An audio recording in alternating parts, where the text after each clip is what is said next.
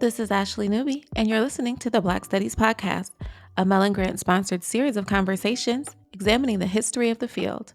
Our conversations engage with a wide range of activists and scholars, senior figures in the field, late doctoral students, cultural workers, political organizers, and everyone in between in order to explore the cultural and political meaning of Black studies as an area of inquiry and its critical methods. Hello, welcome to another episode of the Black Studies Podcast. Today we have Dr. Dominick Quinney, Hey, who is hey, an associate professor of ethnic studies at Albion College.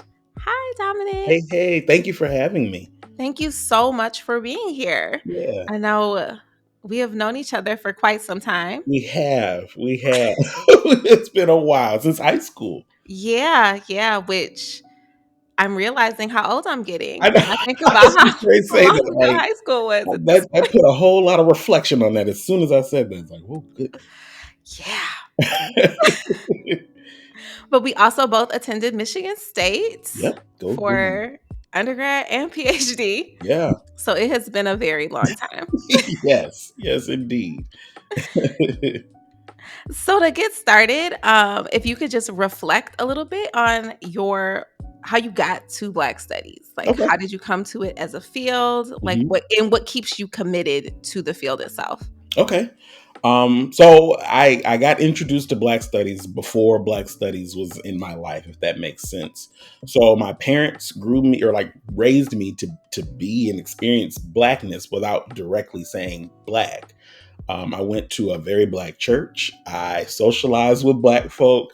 My parents put me in like Black History Month programs and all of these things that again were constantly reminders of like affirming Blackness in my life. And so I've always had that with me. And then I got to college and realized I can study Black people. I can go to a classroom and learn about people who look like me and our experiences and our histories, but also where we're going.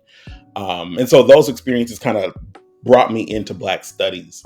And then finding scholars who do this work as well. Like I was mentioning Dr. Smitherman, Dr. G, Dr. Dag Bovey. You also had scholars who were before us, before we were like in it. You had, Dr. Robinson, Dr. Jeff Robinson. You had Baina Jeffries. You had Austin Jackson. You had all of these folks, Mary Phillips. I'm naming all these people that like come to mind that kind of set a path for folks when we were coming through Black studies. They set a trend as well. So all of that stuff kind of brought me, that's kind of a quick history of my engagement to Black studies. But then what keeps me in it um, is my love and my want for Black liberation, like for all Black people. And I know that that's not an easy task. And it's not a fast task either, but it takes a lot of consistent and persistent work to do it. But that's one of my life missions, is for the liberation of all Black people. And so that I think that keeps me locked into Black studies. So you mentioned, right, that liberation piece, right? How do and thinking about the ways in which the field was founded very Mhm. much out of activism, and both thinking about the gaps that were in the education Mhm. that was happening at the college level, but also this continual push, like the tradition of the push for Black liberation. Mhm. Given that we are operating in institutional spaces and there are benefits and drawbacks to being in Mhm. the academy when we're talking about Black liberation, how do you situate your work in that long history and trajectory? I think that part of the work of Black liberation is education. Like you have to educate to liberate. And I know folks have heard that phrase or like think of it as like a quick passing phrase, but it's true. You truly need to educate folks to liberate them. And so that's kind of where I situate myself in Black studies, is as an educator. And more specifically, I would say like an activist educator. Like it's important to teach, but then it's also to act on the work of what you're teaching. So and that's also a foundation in Black studies. You can't just engage Black folk or study Black folk without being in Black communities, without engaging and doing the actual work of what you're studying. So I would say that I'm an activist educator. So primarily of that, it will be educating folks. And as you mentioned, sometimes it's interesting. I'll put that word there. Teaching about Black liberation in institutions, or teaching Black liberation in very white or very large majority white spaces. So we have our work cut out for us, but also I think that is, as much as it is work, it's also liberating in some respects for myself and also the ones that I'm hopefully teaching or impacting, and that I'm constantly learning, constantly approaching this field. Given the times that we're in, and also given the educational settings that we're in as well. So I think that's also the situating of it as well. So I know that as an activist educator, Hmm. and then also just coming through Michigan State, you did specialize Hmm. in education, right? Hmm. So you have that disciplinary grounding as Hmm. well as Black studies. Right. How do you situate yourself, Hmm. right, in relationship to both Black studies and the field of education? Hmm. So it's interesting. They kind of go hand in hand in that educational spaces don't always do the best job at educating about Black experiences, and then also the Black education just kind of isn't in those spaces either. So like it's a double work of like inserting these necessary histories and narratives and experiences within education, but then also the institution of education itself is already like, wait a minute, we don't want that type of learning in here. We don't want that type of, and then also exposing some of the things, or highlighting, if you will, some of the challenges that the scope of education, and then more specifically public education, impacts Black students and also just other marginalized and underrepresented folk. Um, Often it has been the short end of the stick in all of those things. And so it's almost doing double work in terms of, again, finding the best approaches to teach. So the pedagogy of like how we teach this area, but then also the students that are in these school systems themselves are also being impacted. So it's double this work that we're doing. And I think Black studies is one of those spaces that allow for almost a worldview to look at both of them, and also understand how best to approach, again, teaching these students, but then also developing curriculums or developing assessment that allows for Black studies to be brought into educational spaces. So I think, again, Black studies allows you to be situated at a position to see both, and then address both in a way that I can bring these things into these spaces and also positively impact not just the Black students that are teaching or learning this material, but the educators that are teaching it, the other students who don't identify as Black who are also learning this material, and affirming those Black students in that class as well. So you're doing all of that, being situated at the crossroads of education and Black studies. So you mentioned the development of curriculum and Mhm. the pedagogy component, and that's something that I'm extremely interested, not only as someone who also specialized in education for my PhD, but in my current position and thinking about the ways in which we structure Mhm. a Black studies classroom and what Black studies classrooms look like Mhm. in relationship to other types, if there's any difference at all. Mhm. Um, what are your thoughts on like pedagogy, Mm. both within Black studies, but Mhm. also like of Black studies? Ooh, I think one, it's most important to understand that Black studies, um, you have to recognize the humanity in people. I think that's like above all, recognizing the people that you're studying with, studying with, and studying for. They're human beings. And so if I can recognize the humanity in these folks and the people that I'm trying to work toward liberation, myself included, I think that's of like ultimate importance. The other part of it, I think, is also being within or of the communities of which you're serving.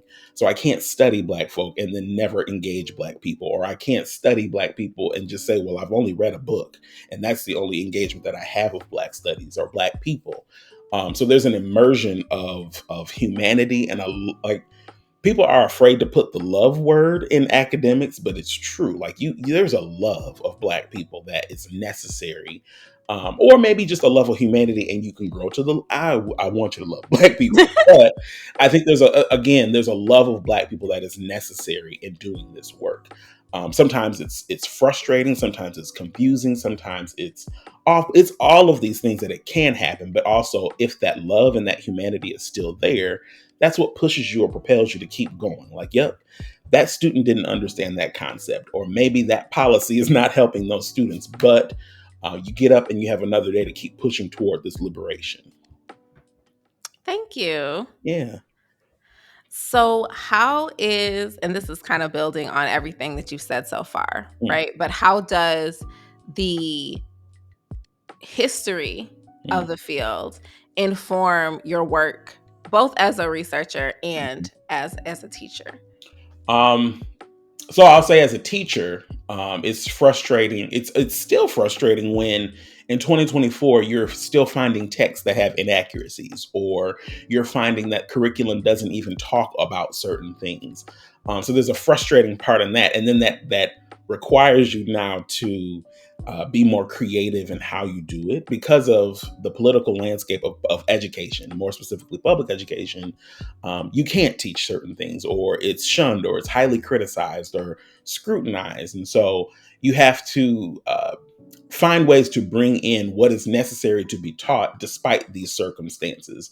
And then as a researcher, I think it's necessary to again keep digging and understanding those histories, and understanding that it's not what we're fighting. Sadly, isn't anything new, but it's one that the fight continues. But also, we have to be strategic about what that fight might look like.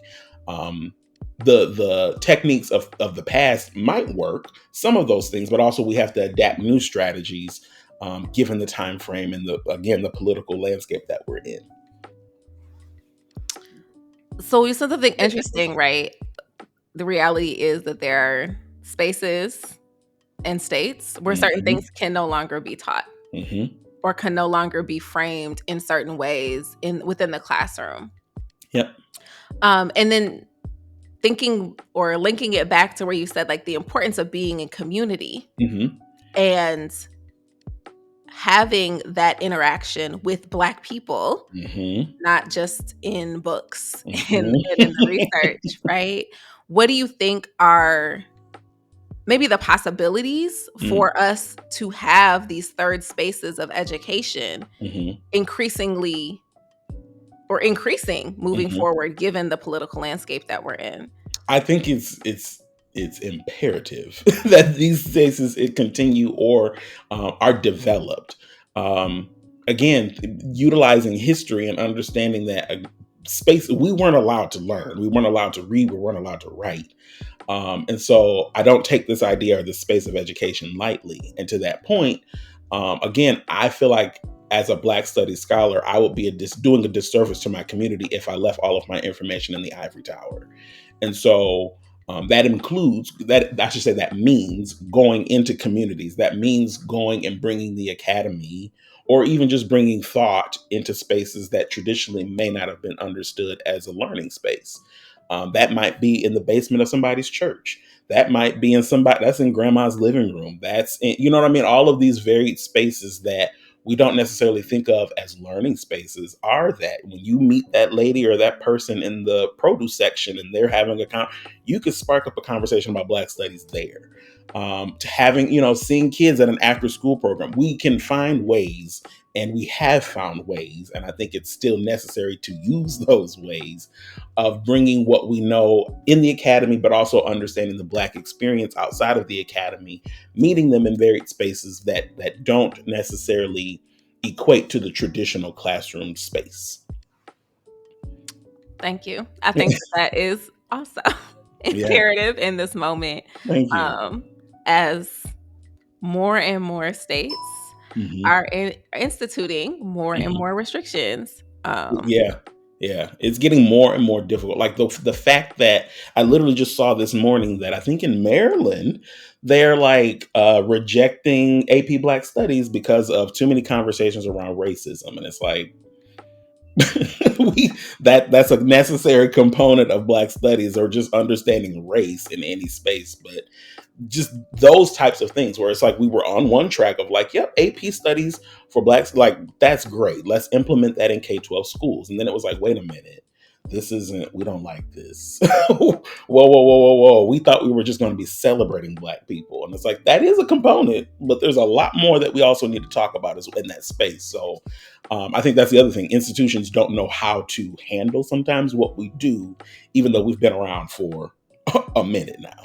Yeah, I think that this this conversation on K-12 education is a lot, but it Hmm. also creates a system in which we have more and more students graduating from high school without a real conception of history Yes. and a real understanding of what has happened, Yes. which then means that college classes have to do Hmm. a lot of let's fill in the gap here. Yep. Let's talk about the lies that you were taught. Yes. Um, Yes. and I think that too, there's I'm sure that there's research and that there is work that is happening, but really thinking about what that means, Hmm. um, particularly for Black studies classrooms Hmm. at the college level, the type of work they're going to have to do just on the basics Hmm. in order for Hmm. students to understand that, like, your conceptualization of slavery as forced labor or Hmm. Hmm. migrants who were not paid, like, that's Yep. hard Or to even just the idea, like you said, just those basics. Like if we had K-12 courses or classes that were intentional about teaching race, ethnicity, just basic concepts. So by the time they do come to college, we're past that. We know that, and we can use that as like the launch pad for deeper or more meaningful. Not to say that understanding those concepts aren't meaningful, but just we could get more. We can get deeper if we were to learn those basics earlier. And I think to that point, there is again, as I mentioned earlier, there's a level of humanity, and with humanity, there's emotions. And so, with understanding emotions, when you walk into a Black Studies course or when you take that race and ethnicity course, and we're constantly talking about racism or we're constantly highlighting the isms that affect Black folk. Again, the emotions that come with it. Had you had it K-12, you might have built an emotional, ability to be able to approach them. But now I have to go over the basics. And now you have to understand you do have feelings associated with race and racism. And then you have to process them. And I'm like, I'm trying to get you to understanding Black feminist thought or Africana womanism, but we're still at how are you feeling about race and racism? Which again, it's always important to learn and understand that. But had we had an earlier launch pad, we would have had much more deeper or meaningful conversations at the college level. Yeah, lots to Hmm. do. Lots to do. It's a lot of work in this. So in thinking about the work that is yet to do Hmm. and where we're at right now, um, what do you see as I don't want to say like I don't want to frame this in terms of critique, right? But what do you Hmm. see as maybe the limitations of the field of Black studies in the past? Like things Hmm. that maybe even now we're Hmm. coming to address, like even the inclusion of like Black women and Hmm. queer people and like Hmm. a, a, a movement away from Blackness as being considered Black male straight, Hmm. right? Hmm. What do you see as maybe the limitations of the past? Mm. I think that's definitely it. And I also think too, um, huh, I'm trying to think of how I would frame or how I'm going to word this, but I don't fault folks, right? But there was this really strong push for like Black studies in the academy. Black studies has to be here. And it's like, yes. And then it was like, this way or no way, right? And it was like, wait a minute, like, okay, yes, Black study needs to be in the academy. But in terms of perhaps how we approach it, the institution was like, wait a minute, you're putting a lot on us. It's weird that we're already considering Black or an idea of studying Black folk. And now you want Black this, or you want these very specific ways of engaging Blackness in the academy. And it's like, so again, I don't fault folk because yes, the push for having Black studies in the academy is important and it's still important. But again, how we could have the academy, the institution, folks in Black studies, um I don't know, I think there's a level or an element of creativity that could have been brought in, that would allow for almost it's almost, now that I'm like talking it out, it's like the idea of when people are like, why do we have Black history when American history is Black history? And it's like, you're right.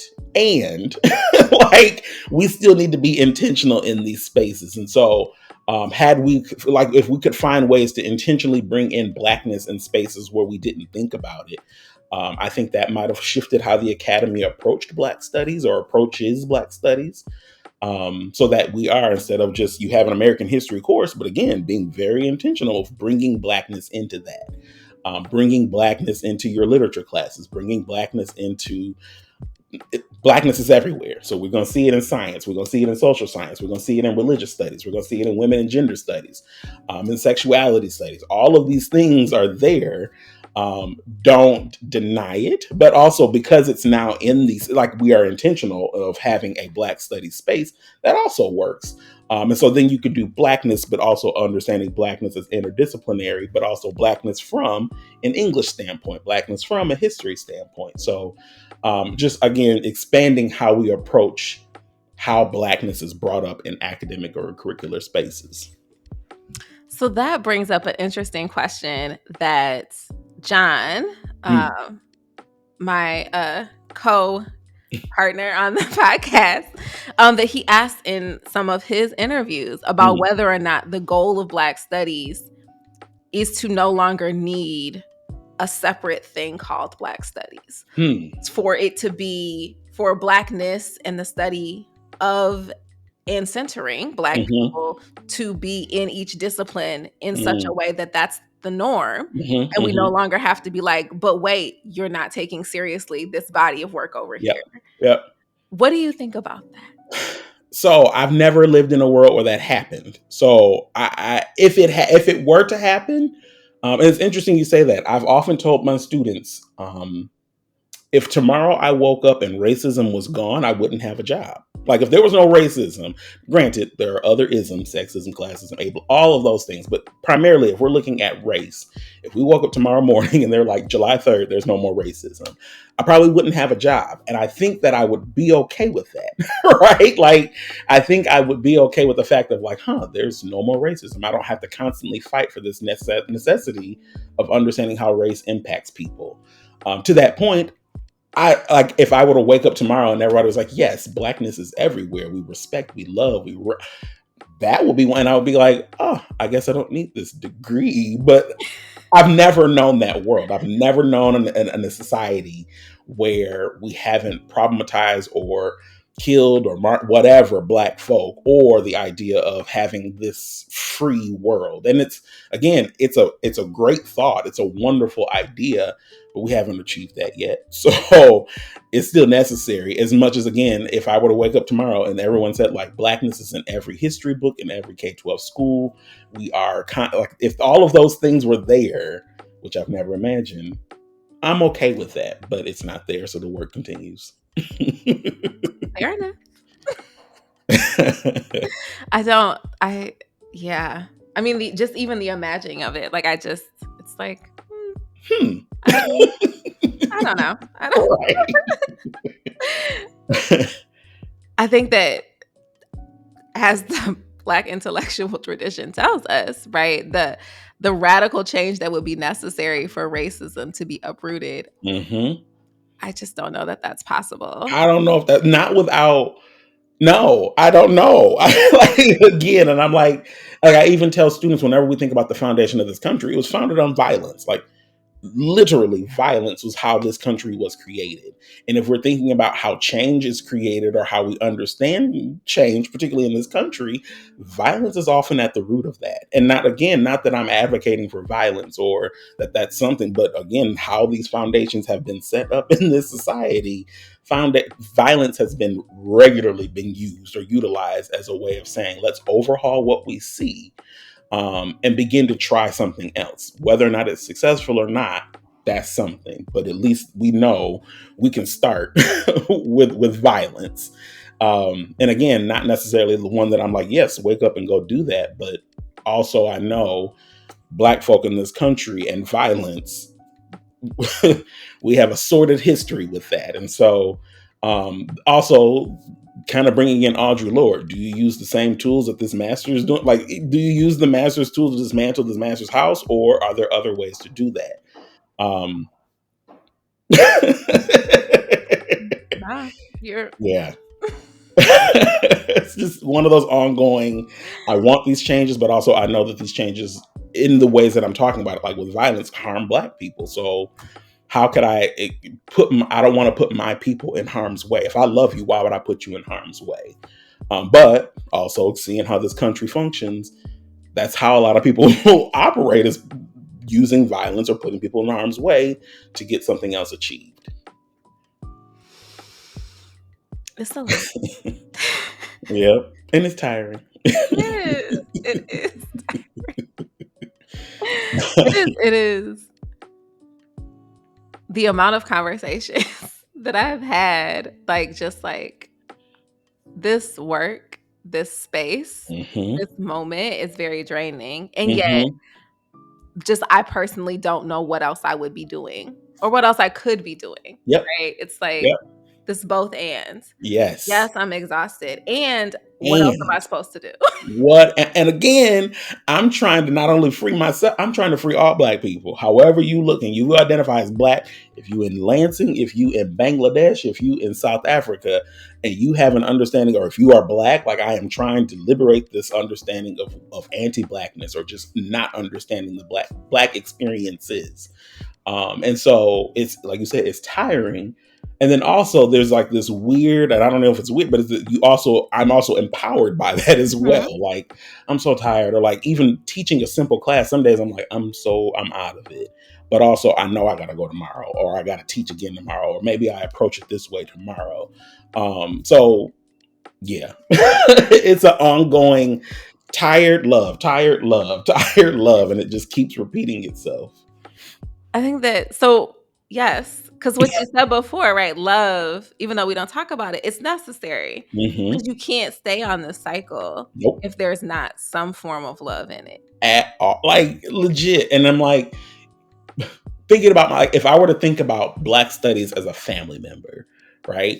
Family members get on my nerves some days. Family members, sometimes I'm like, now why did you do that? Right? Or family members, some days I'm like, wow, you did that. Wow, that was amazing. We're going places with this. All of those things. But again, even those days where I'm like, why did you do that? I still love you. Even those days where I'm like, wow, you did that. I love you. So I think about, again, my love for Black people is so strong that even in times when it's frustrating, or even when I'm confused, or even when I think it's going wherever, my love overrides all of those things to where I'm still propelled to still do this necessary work up front. That's beautiful. And if it works, it was very helpful for me to talk through that because, Yes. like, what is it? Oh, okay. Hmm. It's the both. Okay. Yep. So, in that vein, what interests and excites you most about the future of Black studies? Ooh. I think just going back to the previous conversation of like how we can approach Black studies itself, like, right? So in history, like in years past, there's been Blackness in history, right? And it's like, that's great. Blackness in literature, that's awesome. That's necessary. But also we can think about it, Black folk in STEM spaces, how we can think about, I mean, we know of a Black arts movement, but like really being intentional of highlighting Black arts even today. So I think just the being able to expand and be more creative in how we can make Black studies the interdisciplinary field that we know that it is. I think that's one of the excitements of things. Just looking at some of the programs and departments that we have around the country, even at Michigan State now, seeing the program kind of focus on like Black feminism or Black women's experiences is like awesome in the best ways possible. But like thinking about 20, 30 years ago, that may not have ever been on anyone's mind of like, Mhm. let's have this Black studies department centered with Black women's experiences be the focal point of how we do our work on this campus. It's awesome and necessary, but again, um, it's a long time coming. And also just again, we are everywhere. How do we do it? How do we think about Black folk in tech spaces? How do we think about Black folk in chemistry? Beyond social sciences, I think Again, if we can understand that Black folk are everywhere and we're not leaving, we're not ever going away from this, put us everywhere. So that being said, study us everywhere. Okay. Any final thoughts on Black studies as a field, where we're at right now, what the immediate future might hold, hmm or in general? I think that we are in for an uphill battle, sadly. This next this next cycle of elections is something that's going to um, definitely impact folk. But I also think that, like, well, no. I was like about to say something. I was like, nope, I'm going right back to history.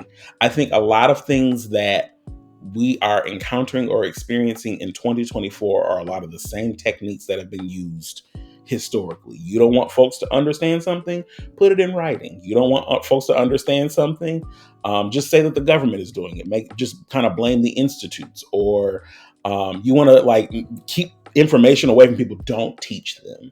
And so we see that happen. We've seen it historically. Black folk don't read this Bible. Black folk don't go to school. Black folk don't get higher education. Then it's like, no, no, no. And so now there's the prevention of those things. We don't want Black studies and AP courses. We don't want DEI programs on college campuses. We don't want teachers teaching this information. We don't want a woke society. All of those things are, I think, sadly going to go tenfold now. And so being prepared for that, and then also once those students who are able to kind of come out of that space and we put them in Black studies classes, now we as Black studies educators have to be prepared for, well, race isn't a problem. Why are we constantly studying Black people? My mom told me, my teacher told me, my school told me, my community where I live is. And so now we have the double work of, well, no, like that might be something, but also that is not everything. Or yes, we are in for a fight. And it's interesting as I'm talking this out, being in for this fight. It's like that's been the constant theme, one of in Black studies is we're here, we're necessary to be studied. And it's like, okay. And then it's like, we're here, we're necessary, we need to be studied. It's like, all right, we're here, and it's like, okay, fine. Miseducation of the Negro, right? We're like, okay, we should study some Black people. Okay, Black history is important. We're like, all right, keep pushing. And then it's like, no, we want more. Like, we need to have this actually be institutionalized. And they're like, well, do you even need to go to school? And it's like Brown v. Board. And then we're like, okay, but we need more. We need to push for more. And then it's like, all right, you have students literally fighting with activism at San Francisco State for a Black studies program. And they're like, oh, okay, I guess, right? And then as we've evolved in the academy spaces to study Black folk, then it's like, well, do we need them? Or maybe we'll just put you under this race and ethnicity umbrella. Or maybe we'll just push you under sociology, and maybe you'll just kind of get pushed in the mixed over there. And it's like, no. And like, even me as an ethnic studies educator, it's this broad umbrella of ethnic studies. But then I'm like, nope, let's pull, here's Blackness right here. Let's get into this Blackness right here. Yes, ethnic studies is the broad field, but we also have to understand Black folk. And with that, like, understanding Black studies is the anchor of how we understand ethnic studies. So, and I've often had that with students. They're like, there's a lot of Blackness in this course. It is. And I'm intentional about that because, one, you don't get it elsewhere. And two, there is no ethnic studies without Black studies. So let's understand that as well. Mm-hmm. So all that to say, we're in for a fight.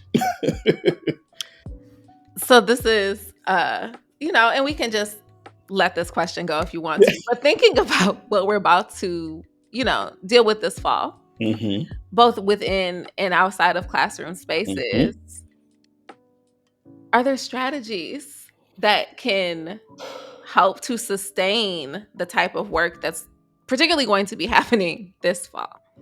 It's what I'm about to say, I think is, I don't know if it's selfish, but also I don't care if it's selfish. But I think that you as the educator it kind of has to start with the educator first. And what I mean by that is like you said, we're about to walk into some hellholes sometimes. We're about to walk into like, what did I just experience, or what did I just encounter? And so with that, understanding that, so before I even walk in here, it's like, okay, there's a possibility that all hell could break loose. There's also a possibility that I can walk in here and we all discover the cure for racism. Like, both of those things are possible, but also I'm going to lean more on like chaos man Sue. And so being able to protect myself as an educator to where I'm not, when I'm done teaching, I'm in my office like, why did I do that? What happened? Just what? And I'm constantly thinking and going. And I think the other thing about the spaces that we're in, specifically with Black Studies, is we can't shut it off. Like, you know what I mean? Like, Mhm. there are some fields, some areas where it's like, okay, this lab is done. We can close the lab door and we can go on about our business and pick up the lab tomorrow. Blackness, I can't put my blackness in the classroom. I can't put my blackness on a shelf and be like, all right, I'm done with this. Like, no, when class is done, my black behind is walking out with my blackness on this campus, being black, getting in a car, being black, going to the grocery store, being black. I'm watching the news as a black person. I'm interacting with other people as a black person. And so I can't take it off. So I'm constantly Mhm. living, thinking, breathing this understanding of blackness, more specifically in the body that I have. And so like I said, I keep going back to the idea of just kind of being more selfish or more protective of who I am, who we are as educators, so that we're not burning ourselves out, so that we're not constantly leaning on. So I remember the family member. I'm not constantly looking at this family member of like, I'm stopped now. I got to support you again. You asking me to march again? No. As a family member, I might be frustrated, but my love should be deep enough to where I say, you know what? Let's do it. But also, with that love means understanding how I love myself within the field. And I can't submerge myself or have myself constantly fighting battles. Um, if at the end I'm going to burn out and then I'm like, you know what, leave Black Studies, or I'm tired of Black Studies, or I'm tired of talking about race and racism. Nope. Situate it to where, again, you do it, but also protect yourself and care for yourself in that process, and then go back into it as necessary. Thank you. That is a wonderful and important note Yes. that we can end it on. Are there anything you want to share? Any projects, things happening in your department? Yeah, so right now I'm currently working on a grant, or I should say, we just got received a grant. I'll be working with a local school to bring in ethnic studies at the K-12 level, and more specifically, utilizing the history of Michigan. So we'll be looking at how culture is developed, and then also looking at very specific communities as they've been impacted by this thing called race. So we'll be looking at like neighborhoods and communities in Detroit. We'll be looking at neighborhoods and communities in Flint, and we'll also be looking at neighborhoods and communities in Dearborn, and seeing again how these locations have come to develop culture, but also how are they understanding culture within the state of Michigan, and then also how might institutes impact these communities as they exist in the state of Michigan. So that's some of the work that I'm working on, and I'm excited to roll that out as it goes. Well, congratulations. That Thank you, sounds amazing. thank you, And thank you. that's super important. Like in Michigan, I think at least I don't remember learning as much about these other spaces, Hmm. right, in Michigan. Like I knew about Lansing. Obviously, I knew Right. like where car plants were, Hmm. but like the deindustrialization of Hmm. the whole lower part of the state is just And that. that's one of the things that we're looking at. So that's another location. We're looking at Lansing in that we're looking at literally the highway 496 in Lansing. I need the thumbs up. The 496 in Lansing, and how displacement of Black communities in this location, and not only displacement, but also how it impacts students now. So like students who are in high school in 2024 would have no understanding, or may not have an understanding of how this highway that's developed through the city of Lansing impacts what they're learning today. Mhm. I literally had a conversation with some high school students earlier this year where I was like, do you understand 496? And they're like, yeah, that kind of bridges Lansing and East Lansing. It's like, true. And did you know, like, a thriving Black community got pushed out for this highway to be there? And they're like, what? And it's like, oh, have you ever thought about why a lot of people live on the South Side? Like, there's a history behind it. It's not just people woke up one day and said, I want to live on the South Side. No, there's a reason why people live from the West Side, and it eventually migrated to the South Side. So again, if you don't know that, if you had no understanding of that, Mhm. you just exist in this world just thinking that this highway has just been there, or they needed it to transport folks. And it's like there's more to it.